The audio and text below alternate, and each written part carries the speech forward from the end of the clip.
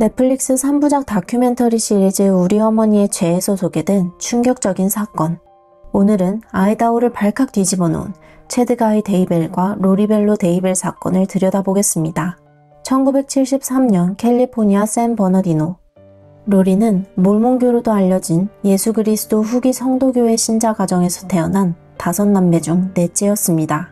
어릴 적부터 남다른 종교적 열정을 보였던 그녀는 부모님을 따라 교회에 빠짐없이 출석했고 몰몬경을 열심히 읽으며 신앙심을 키워나갔습니다.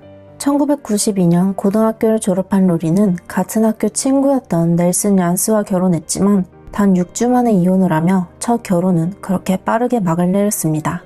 이후 텍사스로 이주한 그녀는 1995년 윌리엄 라조이아와 재혼을 했고 이듬해 아들 콜비를 낳았습니다. 그러나 윌리엄의 끊임없는 폭력은 가정을 파탄냈고 결국 두 사람은 3년 만에 결별했습니다. 세 번째 결혼은 조셉 라이언과였습니다. 1년 뒤 두 사람 사이에 딸 타일리가 태어났고 조셉은 로리의 첫째 콜비까지 양자로 받아들였습니다. 이 시기 로리는 텍사스 미인대회에 참가하고 TV 퀴즈쇼에 출연하는 등 겉보기에는 평온한 삶을 이어가는 듯 보였습니다. 그러나 미인대회 출전 직후 그녀는 조셉에게 이혼을 요구했고 이어진 양육권 분쟁 속에서 로리는 조셉이 아이들을 성폭행했다고 주장했지만 이를 입증할 만한 증거는 없었습니다. 이혼 7개월 만에 로리는 재정적으로 안정된 재무설계사 찰스 벨로우를 만나 새로운 가정을 꾸리게 됩니다. 찰스는 전 부인과의 사이에서 두 아들을 공동 양육하고 있었으며 원래는 천주교 신자였지만 로리를 위해 몰몬교로 개종할 정도로 그녀에게 헌신적이었습니다. 하지만 로리의 종교적 집착은 점점 심해졌습니다. 찰스는 그런 그녀를 위해 집안에 전신 거울과 작은 무용 공간을 마련해 주었고 로리는 모든 일을 뒤로한 채 그 공간에서 매일 몇 시간씩 찬양과 록 버전을 틀어놓고 노래하고 춤을 추곤 했습니다. 2014년 로리는 천사의 목소리가 하와이로 가라고 했다며 어린 시절 가족과 함께 자주 휴가를 갔던 하와이 카우아이로 떠났습니다. 한편 찰스의 여동생 맨디가 약물 중독 상태에서 아이를 출산하며 조카 조슈아 잭슨 벨로 일명 JJ가 세상에 나왔습니다. 안타깝게도 JJ는 태어날 때부터 약물 중독의 영향을 받아 자폐 증상을 보이고 있었습니다. 맨디가 재활센터에 들어가게 되자 찰스와 로리는 가족과의 상의 끝에 JJ의 출생신고서에 부모로 이름을 올리며 그를 입양했습니다. 로리는 하와이에서 찰스와 함께 주스 아일랜드라는 과일 주스 가게를 세 곳이나 운영하며 평온한 삶을 살아가는 듯 했지만 2017년 또다시 계시를 들었다는 이유로 온 가족을 데리고 몰몬교 신자들이 많이 모여 사는 애리조나주 챈들러로 이사합니다. 애리조나에 정착한 뒤 로리의 첫째 아들 콜비는 고등학교 시절 친구의 여동생 켈시와 결혼하게 됩니다. 하지만 켈시가 기독교 신자라는 이유로 로리는 강한 거부감을 드러냈고 자신의 아들을 뺏겼다고 여기며 질투심을 키워갔습니다. 그리고 이 시기를 기점으로 그녀의 종교관은 더욱 극단적인 방향으로 흘러갔습니다. 종말에 깊은 관심을 가지게 된 로리는 어느 날 체드 데이빌이라는 작가의 책 The Great Gathering을 접하게 되었습니다. 이 책은 예수의 재림을 앞둔 혼돈의 시대를 배경으로 선택받은 후기 성도들이 겪게 될 영적 시련과 혼란을 그린 종말론적인 소설이었습니다. 책의 저자 체드 데이벨은 그 외에도 자전적 회고록을 통해 자신이 2차례 죽음에 가까운 경험을 했고 이 과정에서 천국의 세계를 보았다고 주장했습니다. 이러한 체드의 주장은 로리의 종교적 갈증을 더욱 자극했고 그녀는 점점 더 체드의 사상에 깊이 빠져들기 시작했습니다. 개종까지 했지만 찰스의 신앙심은 로리의 열정을 따라가기엔 역부족이었습니다. 반면 여러 종교서적을 집필하고 예언까지 하던 체드 데이벨은 로리에게 너무나도 매력적인 존재로 다가왔습니다. 1968년 유타주 프로보에서 태어난 체드는 몰몬교 가정에서 자랐으며 인근의 작은 도시 스프링빌에서 성장했습니다. 1990년 그는 타마라 더글라스, 일명 템이라는 여성과 결혼해 5자녀의 아버지가 되었습니다. 그는 유타 지역의 신문사에서 편집자로 일하면서도 부업으로 무덤을 파거나 묘지를 관리하며 생계를 이어나갔습니다. 그러던 중 그는 종교소설 집필에 심취하게 되었고 점차 신문사 일을 접고 글쓰기에 전념하게 되었습니다. 그 사이 아내 태미는 도서관 사서로 일하며 가족의 생계를 책임졌습니다. 그녀는 가장으로서의 역할을 묵묵히 수행하며 체드를 전폭적으로 지지했지만 그로 인해 체드에 다가올 기행들을 미처 눈치채지 못했습니다. 경제적 어려움을 겪던 체드는 자신의 소설을 통해 후기 성도 교인들 사이에서 서서히 이름을 알리기 시작했습니다. 그는 죽음의 문턱을 넘는 경험을 통해 과거를 다시 쓸 수 있는 능력, 미래를 예언하는 능력, 악한 영혼을 분별하는 힘을 갖게 되었다고 주장하며 후기 성도 교회 내에서 주목받는 인물이 되었습니다. 또한 14만 4천 명만이 종말에서 구원받을 수 있다는 극단적인 주장을 펼치며 신도들을 끌어모았습니다. 2018년 10월 26일, 이후 많은 이들의 운명을 뒤바꿔 놓게 될 체드와 로리의 첫 만남이 이루어졌습니다. 후기 성도교회가 주최한 정기 컨퍼런스에서 체드는 초청 연사로 참석했고 로리는 친구 멜라니 깁, 줄레마 파스체네스와 함께 자리에 있었습니다. 체드의 연설이 끝난 후 그는 자신의 책을 판매하던 부스 앞에서 로리와 마주쳤고 로리는 적극적으로 자신이 다음 책 집필에 참여하고 싶다고 말하며 체드에게 강한 관심을 드러냈습니다. 체드 역시 로리의 열정적인 태도에 호응했고 두 사람은 급속도로 가까워졌습니다. 체드는 로리에게 우리는 전생의 부부였다며 자신과 로리가 14만 4천 명을 이끌 리더라고 주장하기도 했습니다. 이후 로리는 친구들과 함께 제작하던 팟캐스트에 체드를 초청하며 점점 더 이상한 교리를 전파하기 시작했습니다. 체드는 14만 4천 명 외에 악한 영혼이 깃든 사람들은 모두 좀비이며 죽게 될 것이라고 주장했고 사람마다 빛과 어둠의 영혼의 숫자를 매겨 세상을 분류하는 황당한 논리를 펼쳤습니다. 그는 늘 목에 걸고 다니던 부엉이 모양의 목걸이를 흔들어 앞면이 나오면 빛의 영혼, 뒷면이 나오면 어둠의 영혼이라고 구분하는 기괴한 방식으로 사람들을 판단했습니다. 그리고 그들의 왜곡된 신앙심은 점차 주변 사람들을 향하게 되었고 그 첫 번째 대상은 당시 로리의 남편 찰스였습니다. 로리는 하와이에서 만났던 친구 에이프릴에게 찰스는 이미 죽었고 지금 그의 몸에는 네드 스나이더라는 악령이 씌여 있다며 그 악령이 곧 죽기를 기다린다고 말했습니다. 찰스는 점점 로리의 이상한 행동을 눈치채기 시작했습니다. 그는 로리의 가족들에게 전화를 걸고 문자와 이메일을 보내 그녀의 변화를 알렸지만 로리의 가족들은 오히려 찰스를 미친 사람 취급했습니다. 로리는 찰스가 수년간 외도를 해왔다며 가족들에게 연락을 끊으라고 종용했고 그 말에 대부분이 고개를 끄덕였습니다. 그 가운데 유일하게 찰스의 이야기를 귀담아 들은 사람은 로리의 오빠 아담뿐이었습니다. 처음엔 반신반의했던 아담이 로리에게 직접 연락했을 때 자신이 불멸의 존재라며 황당한 이야기를 늘어놓자 찰스를 믿기 시작했고 이후 찰스를 돕기 위해 적극적으로 움직였습니다. 2019년 1월 30일 텍사스 출장을 마치고 돌아오던 찰스는 자신의 비행기표가 취소된 사실을 알게 됩니다. 공항에 주차해두었던 차량과 통장의 돈까지 사라진 것을 확인하고 큰 충격을 받았습니다. 로리는 오빠 알렉스를 시켜 차를 다른 곳으로 옮기게 했고 집에 있던 찰스의 컴퓨터부터 속옷까지 모든 짐도 치워버렸습니다. 우여곡절 끝에 집으로 돌아온 찰스가 마주한 건 텅 빈 집이었습니다. 찰스는 아이들이 사라진 것을 경찰에 신고하며 아이들을 안전하게 데려오고 로리에게 정신과 치료를 받게 하고 싶다고 말했습니다. So what's going on tonight? I can't get in touch with my kids. How old are your kids? 6.5 and 16. How long have you been trying? 2 days. She's lost her mind. I don't know how else to say it. We're LDS. She thinks she's a resurrected being and a God and member of the 144,000. Jesus is coming next year. She took all the money out of her bank account today. My truck has gone from the airport. She went to the airport and got it.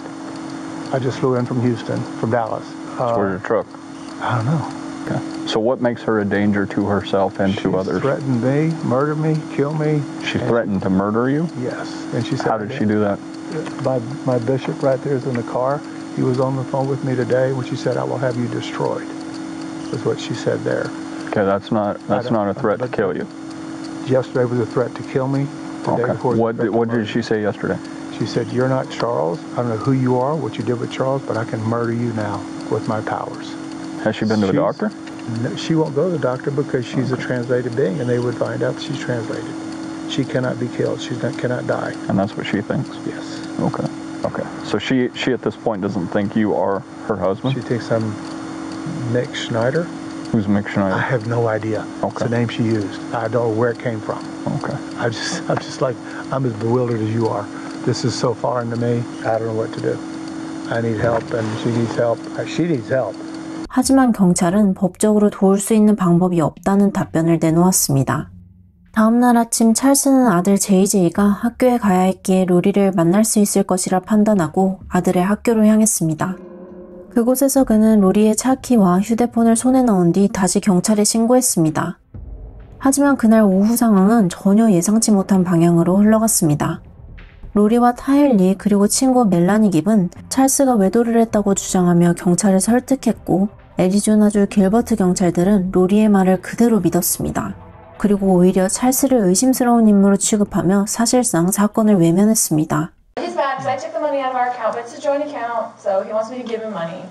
Okay, well, that's all a civil issue. That's what I'm saying. Like, Purse, there's no reason why he's walking around with your purse, your ID, that he doesn't have a right to. right. Married That's or what not I'm saying. married. All the rest of the stuff is our joint stuff together.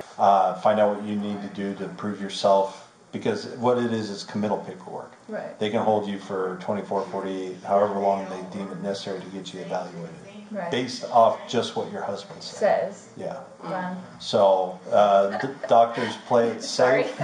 I just think it's funny because he's trying to tell everything. just let him Right. So, Because I'm really the one that did something wrong.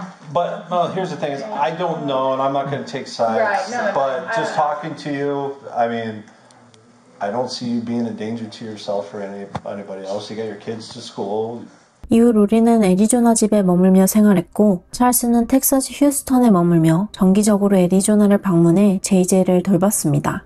로리는 콜비와 타일리에게도 찰스가 바람을 피웠다고 말하며 아이들의 신뢰까지 흔들었고 점점 찰스를 고립시켜갔습니다. 심지어 찰스를 향해 살해 협박까지 하자 2019년 2월 찰스는 결국 로리를 상대로 이혼 소송을 제기했습니다. 이후 로리는 아이들을 두고 혼자 하와이로 떠나 2달 동안 머물기도 하고 찰스의 생명보험 계좌 비밀번호를 바꾸거나 보험 관련 문의 전화를 5차례나 거는 수상한 행동을 보였습니다.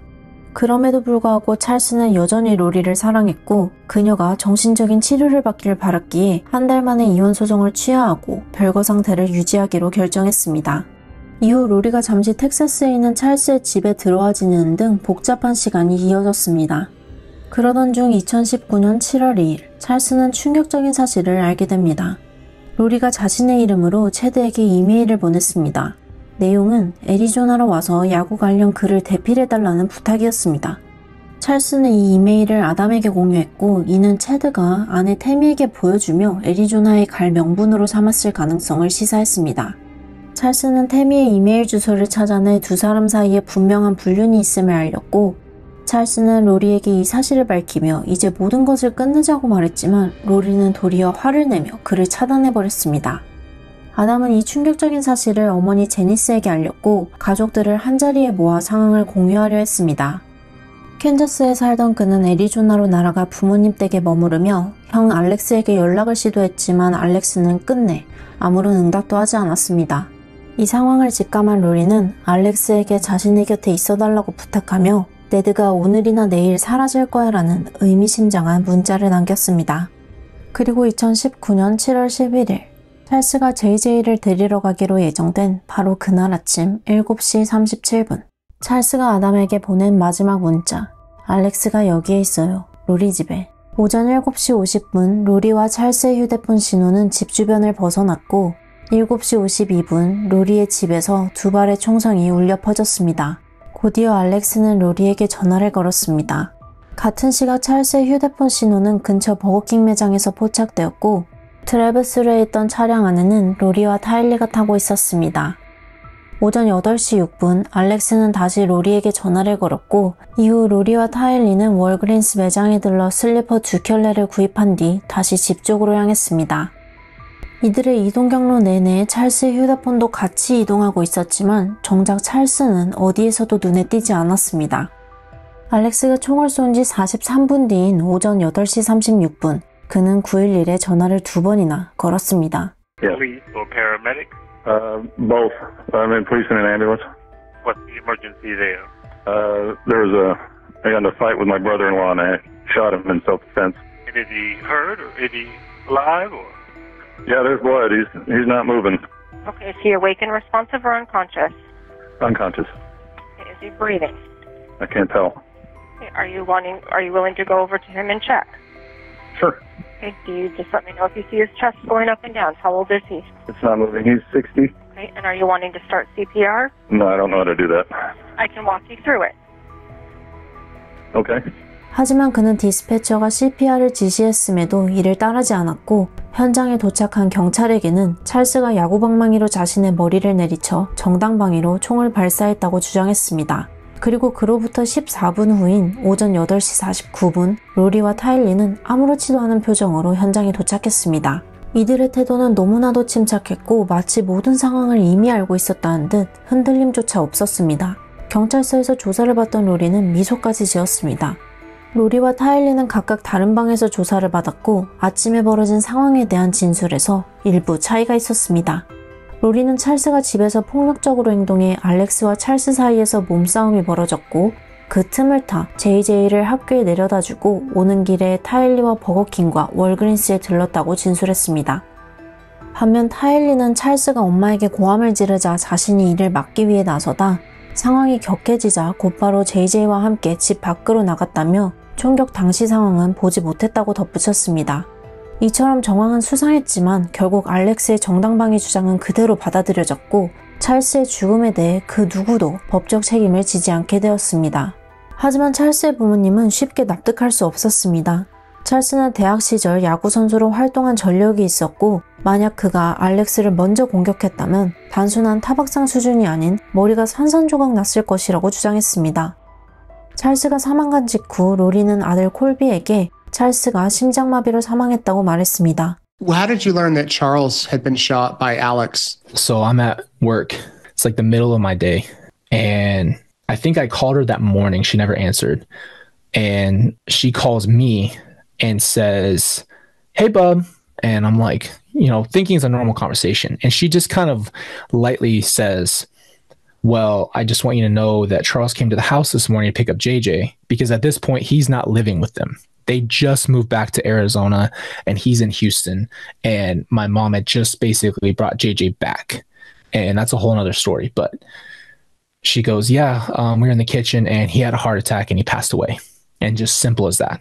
No feelings, no anything. And I remember that moment. I remember everything in my body just dropped to the floor.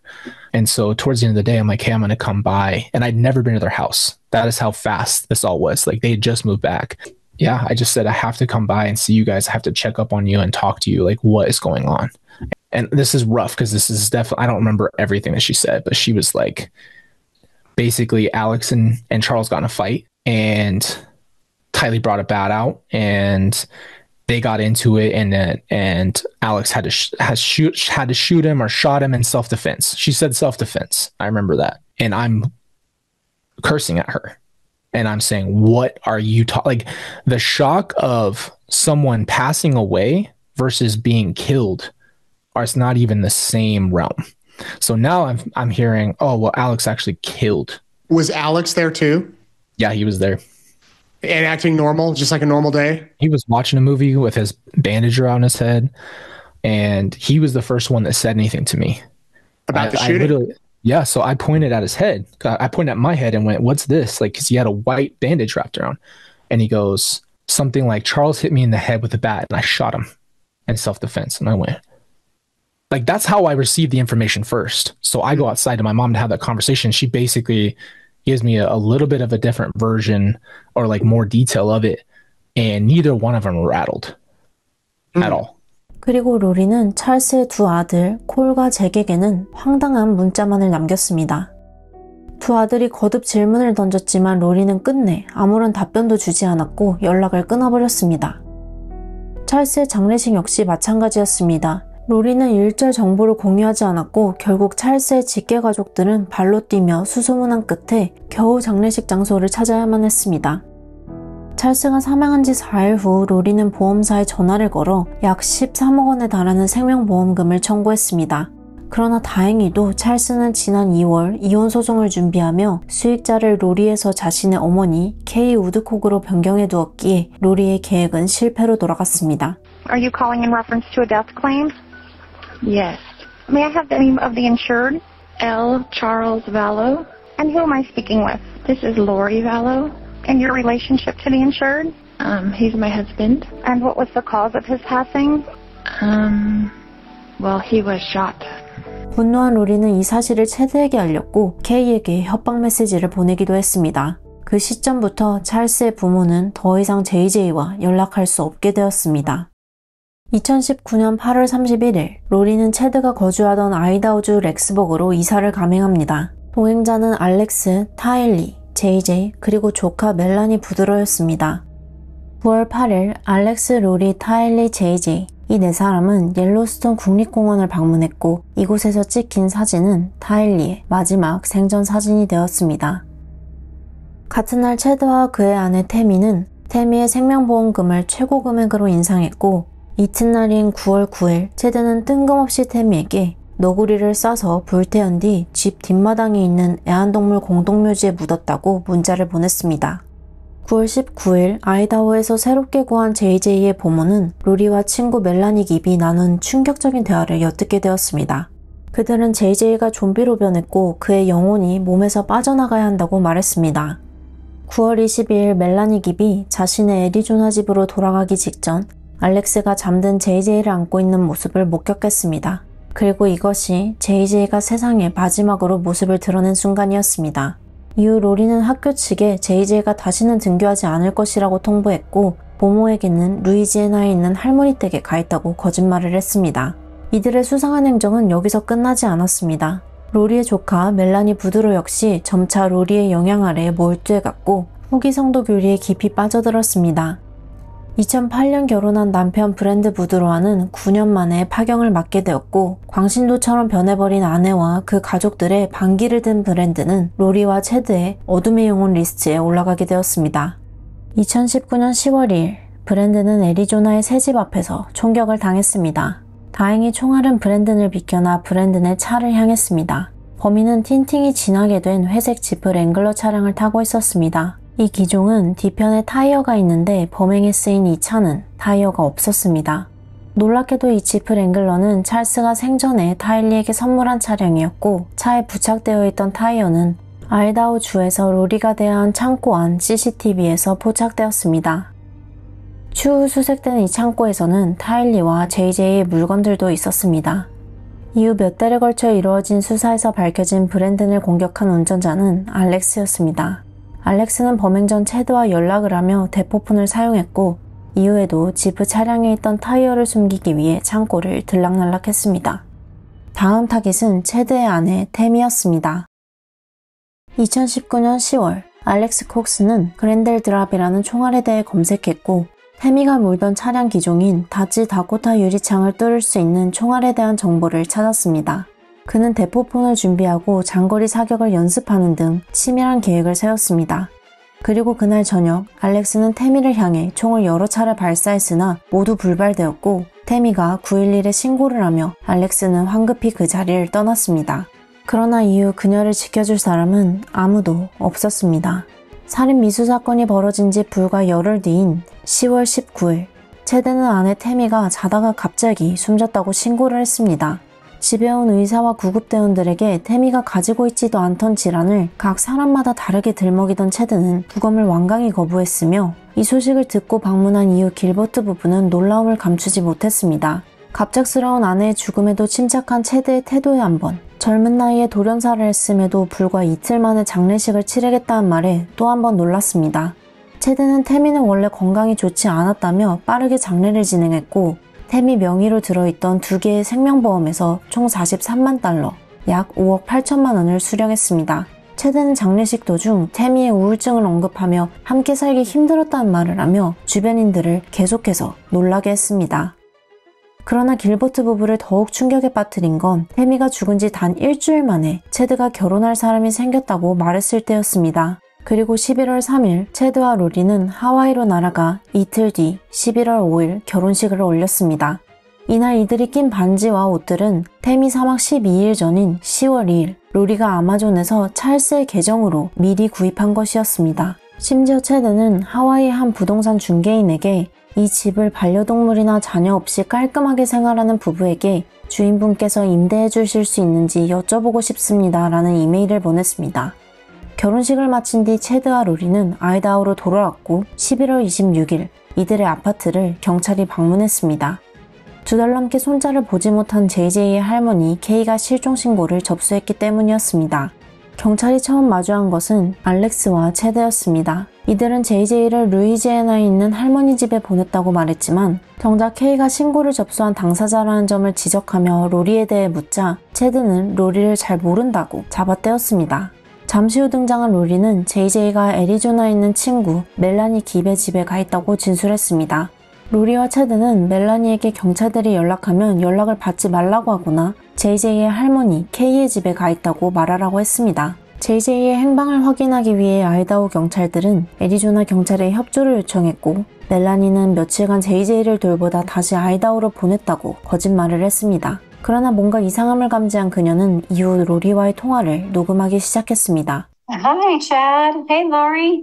How are you guys? Okay, how are you doing, babe? I'm doing pretty good, thanks.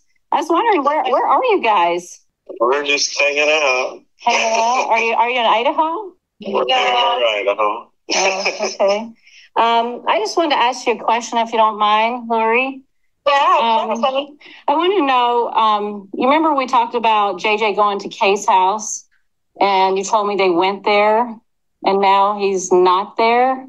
I was wondering what happened. Well, I had to move him somewhere else because of her actions. So Was she doing something? Like, was she trying to come get him or something? Or like trying to kidnap him? well, she said that lots of times before, but Well, I was wondering why you told the police why he was with me. I just needed to have somebody so I wouldn't have to tell them where he really was because they were going to tell Kay where he is. Oh, is JJ safe? He is safe and happy. Okay, well, that's good to hear. Being controversial to me, or if you're recording this conversation for the police or whatever, I don't know what your intention is on this phone call. Well, but I love you with all my heart, and I have forever, and I will always love you. I appreciate those words, but if you really love me, you wouldn't have told the police that I had JJ with me. That's not what a friend does. I mean, that just makes me look weird, and it's not safe for me. That doesn't look good. Look, I believe that you have been very deceived by Satan. I believe that he has tricked you. I don't believe that what you're doing is correct. I just don't. I mean, Tammy dies, and then your husband died, and then he's missing. It just doesn't sound like God's plan to me. It gives me a gut feeling, like in my gut, it feels weird. It doesn't feel right. I don't have peace about it. I never have felt 100% peace about it. I always felt like a little weird in my stomach about all these things. You know me, Mel. You know me. This does not sound like you. This sounds like you've been influenced by somebody dark who wants you to believe dark things and have fear of the celestial world. I don't have fear. You obviously do. No, I have a peace of conscience and I can see clearly. 밤새 JJ를 어디에서도 찾을 수 없었던 경찰은 수색영장을 들고 다시 체드와 로리의 아파트를 찾았지만 이미 세 사람은 도주한 상태였습니다. 이로써 JJ의 실종 수사가 본격화되었고 수사 과정에서 타일리 또한 함께 사라졌다는 사실이 드러났습니다. 11월 29일 도주 중이던 세 사람. 이날 체드는 로리의 오빠 알렉스와 로리의 친구 줄레마가 결혼해야 한다고 지시했고 그 다음 날엔 로리의 조카 멜라니와 그녀의 새 연인 이안을 급히 결혼시켰습니다. 그리고 12월 1일 체드와 로리는 로스앤젤레스에서 하와이로 또다시 도주했습니다. 12월 11일 새벽 경찰은 극비리의 태미의 시신을 발굴해 부검을 실시했습니다. 그 결과는 충격적이었습니다. 자연사로 급히 처리되었던 태미의 사망 원인은 질식사였으며 그녀의 팔 안에는 멍자국까지 있었습니다. 다음 날인 12월 12일 아이들 실종 사건과 별개로 수사되고 있던 로리의 조카 멜라니 부드로의 전남편 살인미수 사건에서 알렉스가 유령 용의자로 특정된 이후 그의 배우인 체드, 로리, 멜라니의 공모가 수면 위로 드러나려던 찰나 로리와 체드의 행동대장으로 움직이던 알렉스가 애리조나 자택의 화장실에서 숨진 채 발견되었습니다. 사인은 폐혈전 색전증이었습니다. 그런데 혈전으로 사망한 이는 알렉스가 처음이 아니었습니다. 타일리의 친부이자 로리의 세 번째 남편인 조셉 라이언 또한 2018년 4월 혈전으로 인한 급성 심장마비로 사망했습니다. 당시 조셉의 시신은 사망 후 며칠이 지나 심각한 부패가 진행된 상태에서 이웃이 악취를 신고하며 발견되었습니다. 과거 로리와 조셉이 이혼 이후 양육권을 두고 법정 다툼을 벌이던 2007년, 알렉스는 조셉에게 테이저건을 2차례 쏘고 살해 협박을 한 전력이 있었습니다. 하지만 그 당시 알렉스는 고작 90일 복역 이후 풀려났고 그 일을 자신의 스탠드업 코미디 소재로 삼기까지 했습니다. I was fortunate enough to do a little jail time last year. I'll confess to you guys. You ever had something that you knew was the right thing to do, but it turns out that later on it was a felony? This is a true story. I found out that my ex-brother-in-law was a pedophile, so I took a stun gun and I discharged it right in his nutsack. And I did. And in Texas, that's a felony. I'm thinking, you know, maybe I'll get a handshake or a parade or something. 직업도 없이 체드와 로리의 지시에만 따르던 알렉스. 때문에 조셉의 돌연사 역시 알렉스가 개입했을 가능성이 제기되었지만 그 가능성을 증명할 사람, 알렉스는 이미 세상을 떠났습니다. 그리고 그의 혈액에서 아편 해독제 성분 날록손이 검출되며 사건은 더욱 복잡해져 갔습니다. 이 모든 사건의 실마리를 쥐고 있던 핵심 인물이 사망하자 경찰은 수사를 비공개에서 전면 공개 수사로 전환했습니다. 그리고 미국 전역이 타일리와 JJ의 행방을 찾는 동시에 로리와 체드를 쫓기 시작했습니다. 로리의 첫째 아들 콜비는 공개적으로 타일리와 JJ를 찾으며 유튜브에 지속적으로 영상을 올려 엄마 로리를 설득하려 했고 JJ의 할머니와 할아버지는 날마다 아이들을 애타게 기다렸습니다. 2020년 1월 25일 로리와 체드는 하와이 프린스빌의 고급 휴양지에서 발견되었습니다. 그들의 태도는 마치 아이들의 실종이 자신들과는 전혀 무관한 일인 듯 매우 태평했고 기자들의 질문에도 무례하고 기막힌 태도로 일관했습니다. Can you tell me where your kids are? Where are your kids? No comment. No comment? They've been missing for 4 months. You have nothing to say? You're over here in Hawaii? Where are your children? Talk to us, Lily. Yeah, why don't you just give us a comment? Just tell us where they are. Chad, where are Lori's kids? What happened to Tammy, Chad? Can you tell us what happened to Tammy? Why have you guys been in Hawaii for so long?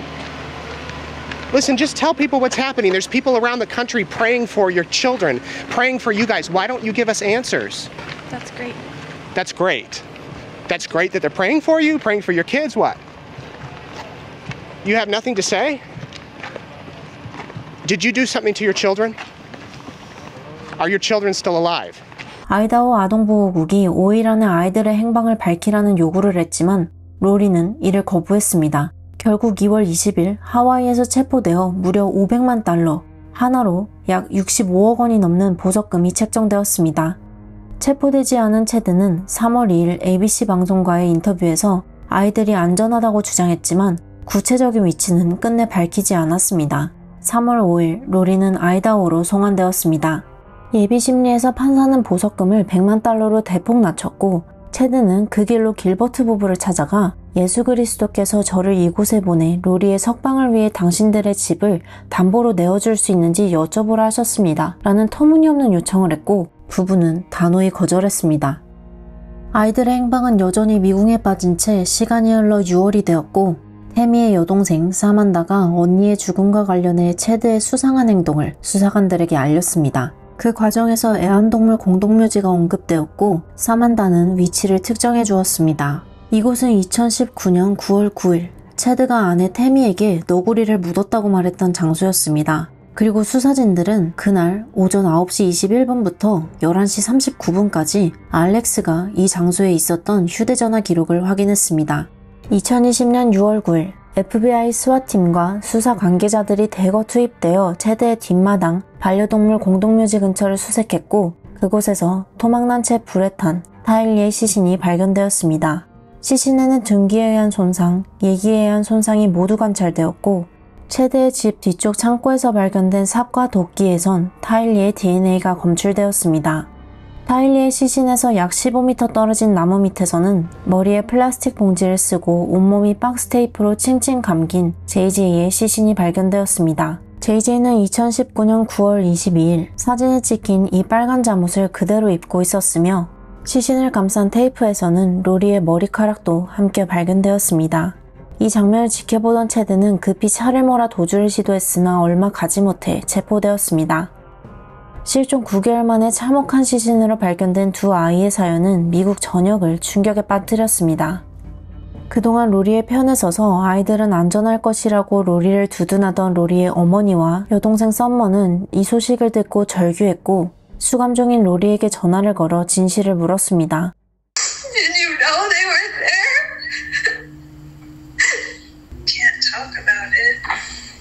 We would have taken them. We would have taken care of them. You could have gone home and done anything you wanted. That's what you think? I don't know what to think. None of us do. You haven't told us anything. We believed you. We stood up for you. I cannot.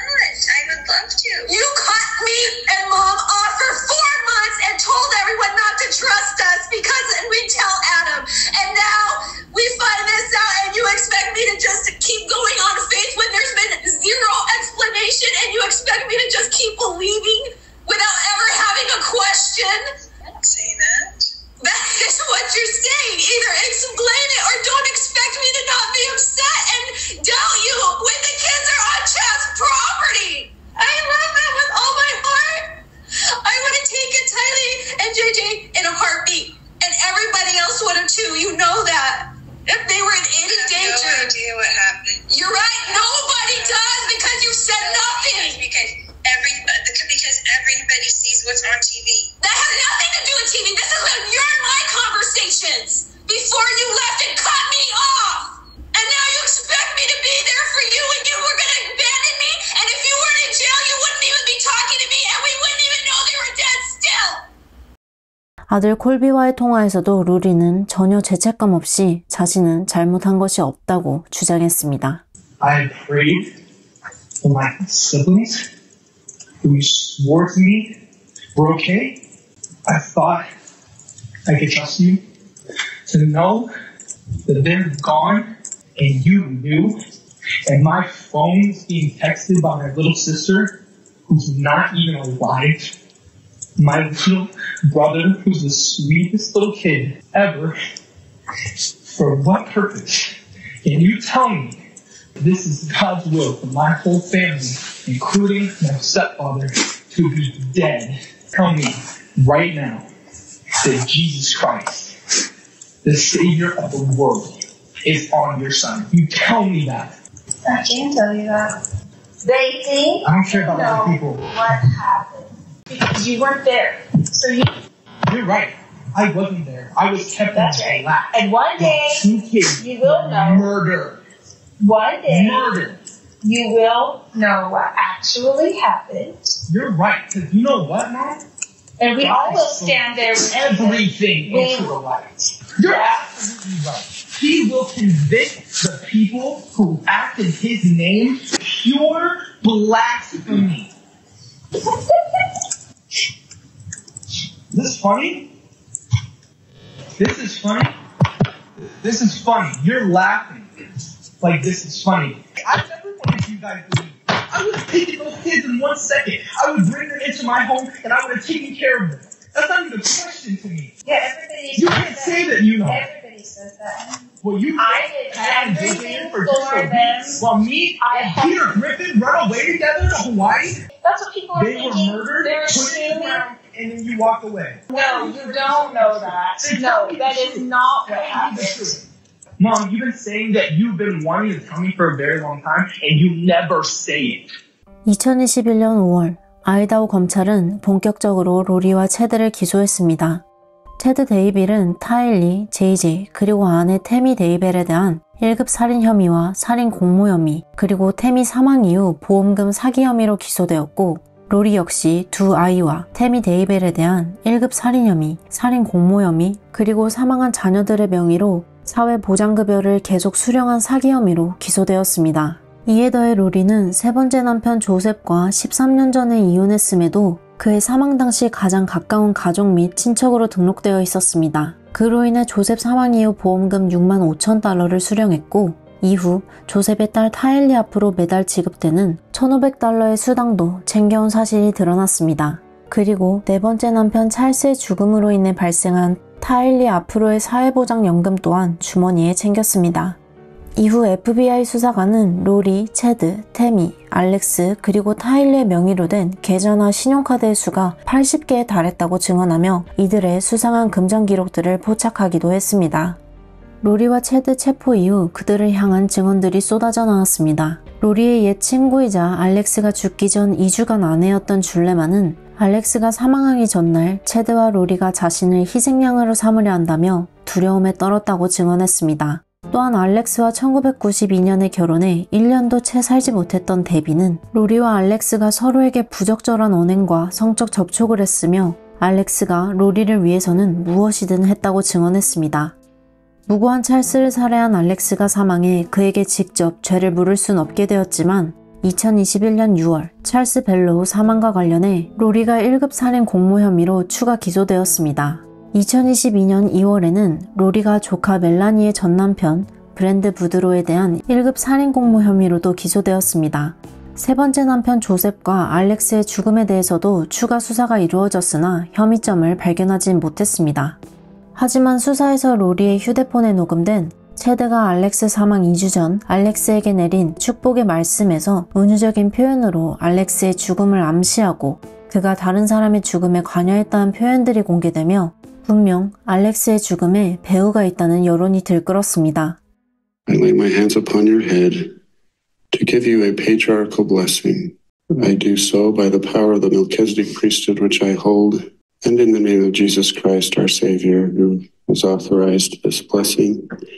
Great warriors were needed in that creation. Powerful goddesses were needed to be protected, and you were selected to help protect your sister, and you helped her in numerous probations as a defender. You have a special bond even from the premortal world. You have already assisted us in ways that can never be repaid. But you will continue to do so as you move forward in this life. I just want you to know that at this time the Savior is saying unto me, well done. Thy soul is cleansed. All is well. And you will be looked upon as an angel on earth. You will literally glow for those who are allowed to see you. As the second coming approaches, you will know when it's time to move to the other side. This body that has served you well will lay down one day, and you'll pass. Your spirit will leave this body, and you'll be greeted wholeheartedly and welcomed by the Savior himself. I close this patriarchal blessing by assuring you that you will rise to an eternal glory, and that you will have an eternal family, and that your exaltation is assured through your faithfulness. In the name of Jesus Christ, amen. 타일리, JJ, 태미에 대한 혐의로 체드와 로리가 함께 재판을 받으려 했으나 두 사람이 서로 책임을 전가하기 시작하며 별도의 재판으로 분리되어 진행되었습니다. 로리는 신속재판 권리를 포기하지 않고 2023년 5월 12일 먼저 첫 재판을 받았습니다. 재판 직전 DNA 증거가 제출되면서 절차상의 문제로 사형 구형은 제외되었고 재판 말미에 로리는 뉘우침 없는 발언으로 피해자 가족과 배심원단에게 큰 충격을 주었습니다. Jesus knows me, and Jesus understands me. I mourn with all of you who mourn, my children and Tammy. Jesus Christ knows the truth of what happened here. Jesus Christ knows that no one was murdered in this case. Accidental deaths happen. Suicide happen. Fatal side effects from medications happen. I have a different perspective in life because in 2002, when I was pregnant with Tylee, I died in the hospital while in labor with her. They tried to stop my labor. They put me on the table and they put something in my IV, and I felt my spirit falling to the floor. I was standing near my pregnant body, watching the doctors try to revive me, which took them a few minutes. In that time, my sister Stacy was standing to my left. I turned to hug her and was surprised that her spirit was as tangible as a physical body because I knew I was in spirit and she was in spirit. She said she needed to show me some things, and we went to heaven. I later returned to my body. Because of this experience, I have access to heaven and the spirit world. I've had many angelic visitors have come and communicated with me and even manifested themselves to me. Because of these communications, I know for a fact that my children are happy and busy in the spirit world. One of the times that Tylee came to me as a spirit after she died, she commanded me, and she said to me, "Stop worrying, Mom. We are fine." She knows how I worry and how I miss her. The first time JJ visited me after he passed away, he put his arm around me and he said to me, "You didn't do anything wrong, Mom. I love you. And I know you loved me every minute of my life." 배심원단 로리에게 1급 살인, 살인 공모, 절도 등 총 6건에 대해 유죄를 선고했고 마침내 2023년 7월 법원은 로리벨로 데이벨에게 총 5회의 가석방 없는 종신형을 선고했습니다. 약 1년 후인 2024년 4월 1일 체드 데이벨의 재판이 시작되었습니다. Back in July again, shortly after Charles' death, Lori's asking Chad, "I need you to check JJ. Why? He was calm and wanted to watch movies. Her kid's calm and wants to watch movies, and her first thought, have Chad check him." Chad's response, "JJ is at a 2. On August 10th of 2019, Chad messaged Lori that JJ was getting close. Says, "When I was sitting across from him eating bacon, I sensed he was barely attached to his body." On August 10th again, Lori had asked, "Please check JJ." Then Lori further pushes, "Is he at 0 yet?" Chad's response, "Yes, he's at 0.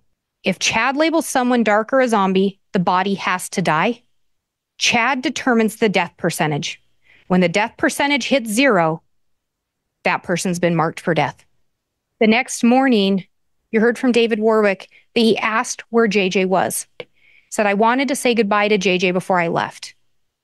They described Lori as appearing somewhat nervous, starting to talk fast, and she explained how JJ was dark. JJ was now a zombie. JJ had gotten on the cabinets. He was knocking over pictures of Christ, and so he wasn't there, and she wasn't going to go get him. Melanie and David never saw JJ again. 60명이 넘는 증인들이 참석한 가운데 체드의 자녀 5명 중 2명이 증인석에 서서 체드의 편을 들었고 많은 이들은 체드가 얼마나 성공적인 사이비 교주였는지를 단적으로 보여주는 장면이었다고 비꼬며 개탄했습니다. 재판 결과 체드는 타일리, JJ 그리고 태미를 살해한 혐의로 3번의 사형 선고를 받았고 태미 사망 후 보험금을 수령한 사기 혐의로는 보험사에 하나 약 5억 8천만 원의 배상을 명령받았습니다. 로리는 아이다호 재판이 끝나자마자 찰스 살해 공모 혐의 재판을 위해 애리조나 교도소로 이감되었고 2025년 4월 7일 두 번째 재판을 맞이했습니다. 이번 재판에서 로리는 스스로를 변호하겠다고 나섰으나 얄팍한 법률 지식과 법정 절차에 대한 무지로 인해 검사와 판사의 끊임없는 제재를 받았고 그녀의 증인신문은 대부분 사건과 관계없는 이야기거나 말꼬리 잡기에 가까웠습니다. What about who's Weaver Barkman? So he's a ballistics expert. Is that an expert? So that's an expert. Do you have an expert report that's been disclosed? Not yet, Your Honor. We're working on it. Your Honor, since I've not noticed a ballistics expert, that's a big problem because if I get something, then I would have to do that. So the defendant's, again, extremely late violation of all rules of criminal procedure is a problem. It is a problem. What relevant information would they have? They have relevant information to Brandon Boudreaux. Okay. And around that time. What is the nature of that relevant information?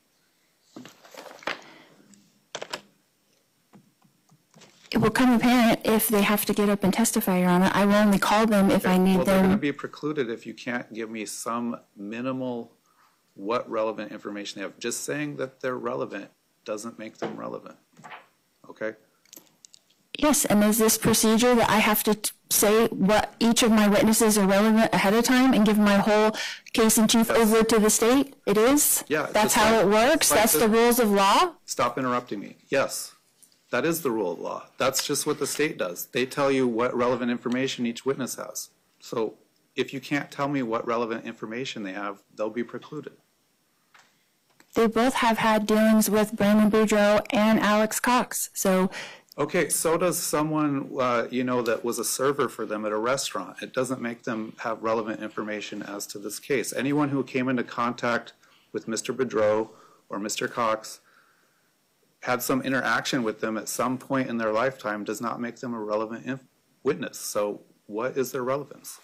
the state had them on their witness list and you're saying they're not relevant? Apparently not. Are you calling them? No, they're not on my... Police interview however many people they interview because they're working on the case. They don't know who has relevant information, who doesn't have relevant information. All the people that they interview don't end up being relevant. So because they're listed in a police report somewhere doesn't necessarily make them relevant. Okay, their relevance lies in if they have to rebut something that the state puts on in their case in chief.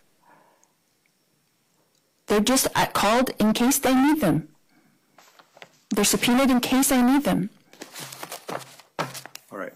It sounds like they don't have relevant information. Your Honor, in light of the juror misconduct or the alleged juror misconduct, I have to object to us having so much information go out about my personal information in that jury questionnaire. Do you not think that was a problem? What personal information? The state versus Lori Daybell. What's the name of the case? Yeah, but you don't put that on anyone else's questionnaire or one other person that's ever had that questionnaire ever put out with their name on it. They just don't do it. Do it in every trial I've done. Then the people are just going to Google it, and then we're going to have the same exact problem we had getting a jury for that case.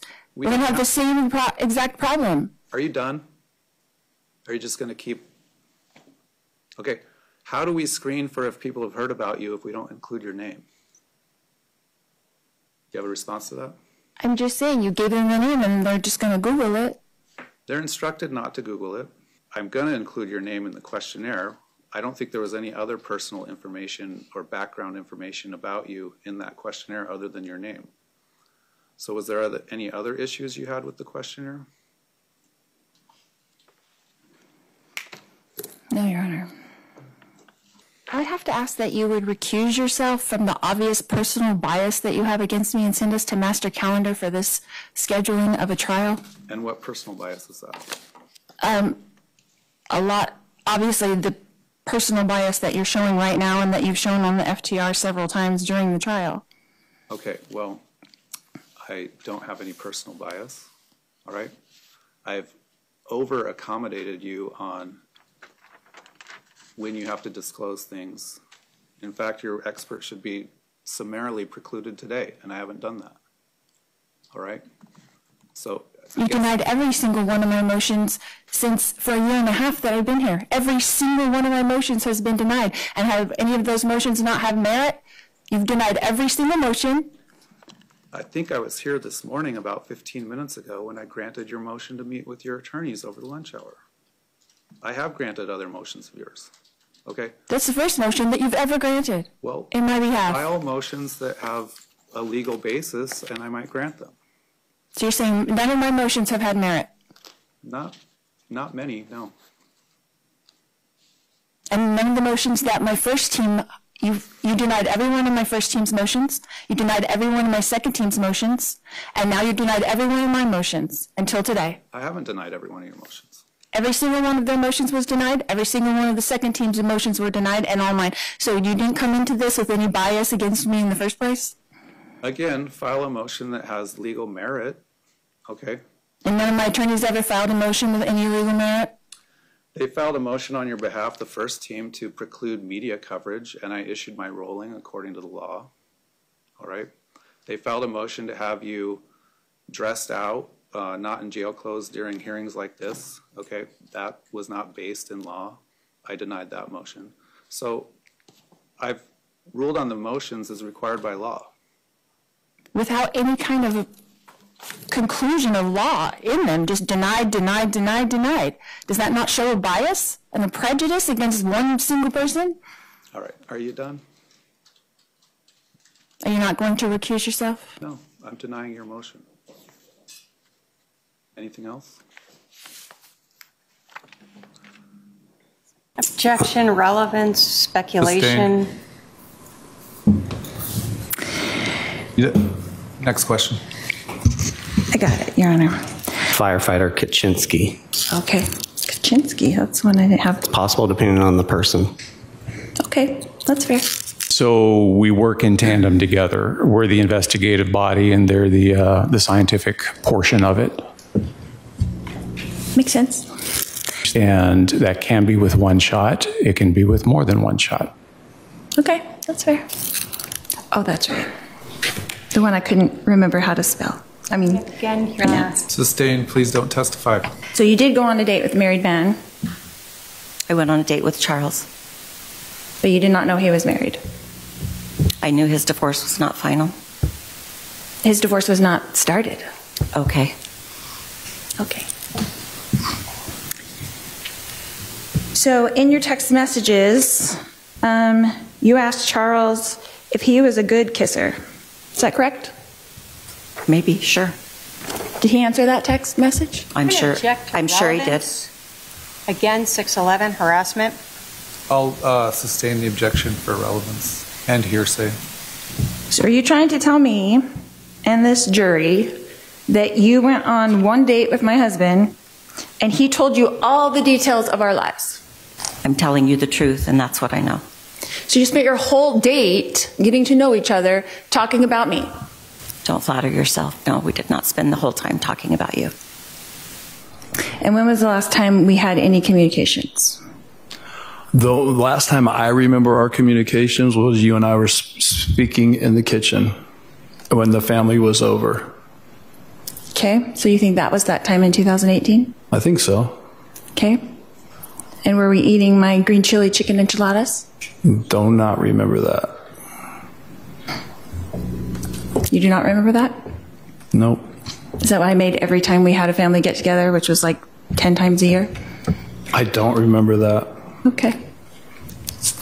In the course of your investigation, did you ever learn that Charles had stolen my phone, so I had to replace it? I object to testifying and move to strike. Sustained. Your Honor, it's all part of the investigation. You're going to object again. Sustained, it's testimony. The form of the question was testimony.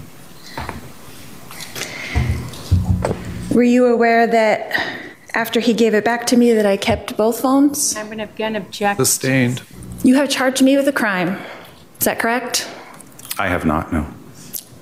You have helped them charge me with a crime. Is that correct? The state of Arizona? I conducted an investigation and I sent it forward, yes. And you did not feel it was necessary to test any of these things? Objection. Your as the case question agent? answered like 4 times. Sustained. What logical reason do you have as an investigator to not investigate all of these things that were available to you for the past 5 years? Your Honor, I'm again going to object to asked and answered. If there's a specific thing that hasn't been asked? That's a really very broad question. I'll sustain the objection. 개정 진술에서 증거가 보여줄 것입니다를 70회 이상 주장하던 로리는 자신의 무죄를 단 한 번도 설득력 있게 주장하지 못했고, 이전 알렉스의 정당방위 주장과 달리 찰스가 이미 제압되어 바닥에 누운 상태로 총을 맞았으며, 찰스가 휘둘렀다고 주장한 야구방망이에 알렉스의 혈흔이나 찰스의 DNA가 전혀 없음이 밝혀지며 알렉스의 정당방위 주장이 무력화되었습니다. 그리고 4월 22일 배심원단은 그녀의 유죄를 만장일치로 변결했습니다. 로리의 세 번째 재판, 조카 멜라니의 전남편 브랜드 부드로에 대한 살인공모 혐의 재판은 오는 2025년 6월로 예정되어 있으며, 두 재판에 대한 최종 형량 선고는 이 재판이 끝난 후에 내려질 예정입니다. 현재 체드는 아이다호주 대법원에 상고했으며, 아이다호주에서 사형 판결부터 집행까지 평균 19.4년이 걸린 점을 미뤄 체드가 최종적으로 사형 판결을 받을지 귀추가 주목되고 있습니다. 아이다호에서 이루어진 로리의 첫 재판에서 약 27억 원의 혈세가 투입되었다는 사실이 밝혀졌고, 사형 재판 비용이 일반 재판의 3배 이상이라는 연구 결과를 토대로 체드와 로리의 수많은 범행을 밝혀내는데 막대한 혈세가 이미 투입되었고 앞으로도 투입될 예정입니다. 사형 집행에 쓰이는 약물의 비용 또한 3회분의 1억 원에 육박하며, 반성 없이 무죄를 주장하고 법정에서 미소와 무감정을 보인 체드와 로리에게 계속해서 이러한 막대한 공공자금이 투입되는 현실에 시민들은 분노를 금치 못하고 있습니다. 비겁하게 종교라는 이름을 빌려 자신들만의 세상을 만들고 마음에 드는 이들에게는 빛이라고 칭하면서도 걸림돌이 되면 잔인한 폭력과 살인까지 서슴지 않으며 막대한 금전적 이득을 챙긴 체드와 로리, 그리고 그들을 맹목적으로 따른 알렉스, 그들의 광기로 인해 벌어진 무고한 5명의 죽음, 찰스, 타일리, JJ, 태미, 그리고 조셉까지 이들의 명복을 빌며 오늘의 이야기를 마칩니다.